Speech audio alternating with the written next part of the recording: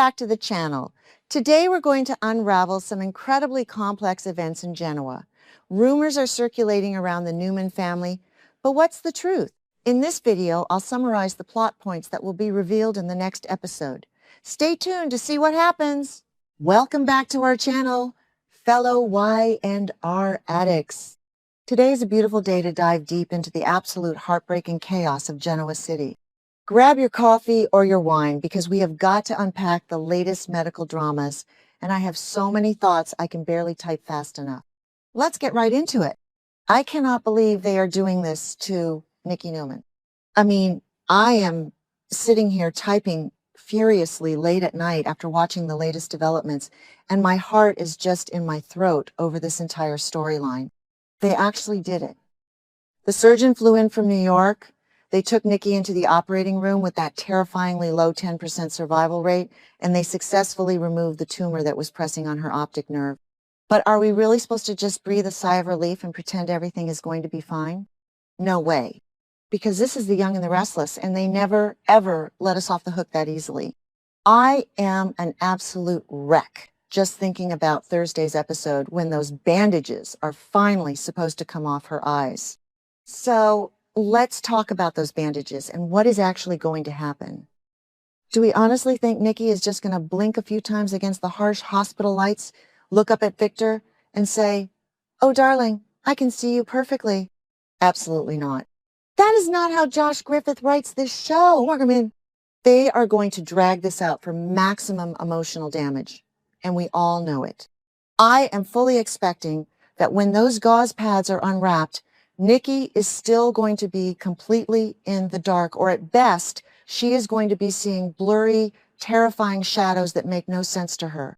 And honestly, it makes sense medically after a major brain surgery, but as a fan who has been watching for years, it is sheer torture to sit through. Remember when they tried a sudden miracle cure storyline with other characters in the past? Yeah, didn't work then either. It always feels incredibly cheap and unearned. So as much as I passionately hate seeing Nikki suffer, I kind of appreciate that they are making this realistic and grounded in actual medical trauma. But watching her panic when all she sees is gray fuzz and terrifying shapes is going to completely break me. I can already picture Melody Thomas Scott acting her heart out, trembling as she realizes that the surgery didn't instantly fix her vision. She is going to give us Emmy-worthy material as she navigates this terrifying darkness, and I am both dreading it and weirdly here for it. And then there is Nick Newman casually dropping the absolute bomb that it could take weeks for her vision to return to normal, if it even returns at all. Weeks. Are you kidding me? We are going to have to watch the glamorous, powerful matriarch of the Newman family stumbling around her athletic club suite or her hospital room for weeks, trying to adapt to this terrifying new reality. But wait, I'm getting ahead of myself. Okay, back to the point. Nick saying this is basically the writers telling us, the audience, to buckle up for a long, grueling summer storyline. They love to drag these things out for the sweeps periods, and having Nikki blind or visually impaired for weeks is prime soap opera real estate. Because let's be real for a second. Nikki Newman is the ultimate survivor. This woman has battled multiple sclerosis for years, dealing with flare-ups and agonizing pain. She has fought her agonizing addiction to alcohol time and time again, falling off the wagon and clawing her way back to sobriety. She has survived Victor's endless games and manipulations. She is going to find a way to adapt to this visual impairment, even if it takes everything out of her. I can already picture the gut-wrenching scenes where she stubbornly refuses help from the nurses, trying to pour her own water or walk across the room, only to knock things over and break down in tears of sheer frustration. It is going to be incredibly hard to watch, but she will learn to cope because that is exactly who she is. I just hope the writers don't make her too pitiful, you know? Nikki needs to keep her signature fire, even if she can't see the people she is yelling at. And speaking of yelling, can we talk about Victor Newman for a minute? I am sorry, But Victor has been an absolute monster lately, and this medical crisis is literally the only thing that could have possibly thawed his cold, stubborn, manipulative heart. I mean, the man literally used a psychotic Patty Williams to drug and kidnap Jack Abbott, completely destroying Jack's marriage to Diane Jenkins. And then Victor had the unmitigated audacity to demand Nikki's blind loyalty. But now that he almost lost the absolute love of his life to a brain tumor, he is suddenly hovering by her bedside, probably crying man tears and begging her not to leave him. It is so hypocritical, but I am entirely eating it up. This terrible ordeal is the exact catalyst needed to push Victor and Nikki back together. Because let's face it, Victor is endgame. They always have been, and they always will be, no matter how many times they divorce or betray each other. When Victor realizes that Nikki might be permanently blind or struggling with blurry shadows for weeks, his protective instincts are going to go into absolute overdrive. He is going to want to move heaven and earth to make her life easier, and knowing Victor, he will probably try to buy an entire hospital wing or hire 100 top-tier specialists just to hover over her every move.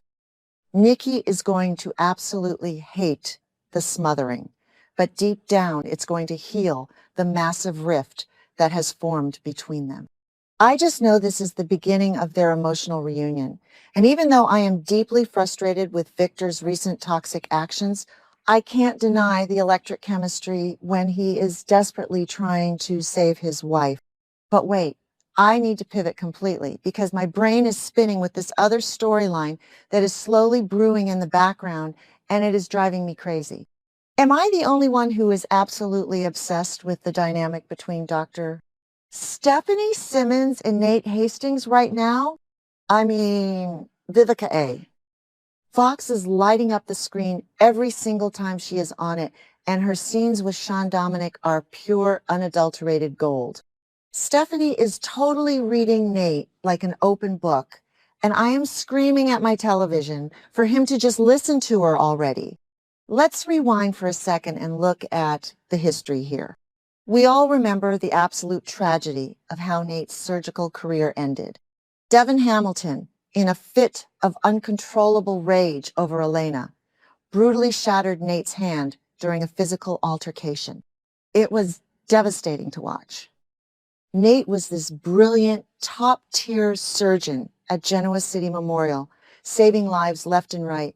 And in one violent, senseless moment, that entire future was ripped away from him. Since then, he has been wearing expensive suits and pretending to care about corporate spreadsheets at Chancellor Winters. But I am sorry, Nate is not a corporate shark. He has been playing dress-up in the business world for years now, and it is so painfully obvious to anyone who has been watching this show that he is absolutely miserable. And that is exactly what Stephanie Simmons sees. She just had this incredibly deep, probing conversation with Nate about his past and the profound, lingering pain of having to give up medicine. You can see the absolute agony in Nate's eyes when he talks about his shattered hand and the career he lost. Stephanie knows that while Nate insists he wants to stick to family business and corporate mergers, his true passion is, and always has been, medicine. She notices how his voice completely changes, how it gets all passionate, urgent, and animated when he talks about patient care versus when he talks about quarterly earnings and boardroom takeovers. It is like night and day. So Stephanie is pushing him, and I am cheering her on with every fiber of my being. She is basically telling him to stop lying to himself and to everyone else. The more she pushes, the more Nate is going to have to admit that he is starving to be a doctor again. Stephanie is pitching him this massive new medical project, and she is heavily suggesting that he needs to look at a fresh start at Genoa City Memorial. And honestly, he needs to do it. I am so sick of watching Nate sit in boring boardrooms arguing with Devin and Lily over things he doesn't even truly care about. Get this man back in a white coat where he belongs. I know what some of you are thinking right now, but his hand is ruined. He can't operate. How can he be a doctor? Yeah, I know that. Nate knows that. But Stephanie is making the brilliant, obvious point that you don't have to hold a scalpel to save a life. Nate has a brilliant medical mind. He could be chief of staff. He could be a top-tier diagnostician. He could run entire clinical trials. There are so many ways for him to work with patients and guide them back to health without ever having to step foot in an operating room to perform surgery. The show desperately needs a strong, central doctor character right now, especially with all the intense medical crises happening in town. Which brings me to my ultimate prediction, and if the writers don't do this, they are absolute fools. What if Nate's return to the medical field ties directly into Nikki's recovery? Think about it. Nate used to be the most trusted physician for the entire Newman family.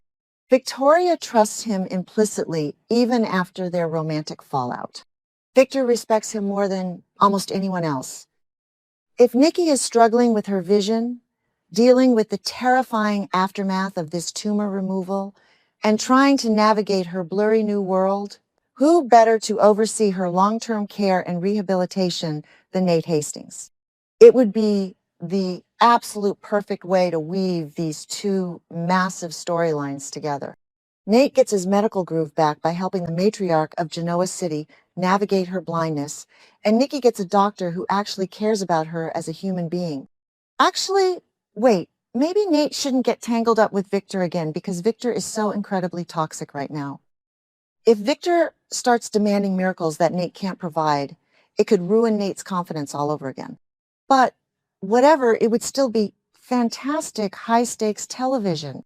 I am just so emotionally invested in seeing Nate find his true calling again and seeing Nikki survive this absolute nightmare. We have been put through the ringer as fans lately with all these kidnappings, corporate takeovers, and fake amnesia plots. It is incredibly refreshing to have some real, emotional, human drama that focuses on health, resilience, and finding your purpose. I am going to be glued to my screen on Thursday to see those bandages come off Nikki's eyes, and I will probably be crying right along with her and Victor. Let me know if you guys agree with me in the comments, because I seriously need to know I'm not the only one losing my mind over this incredible drama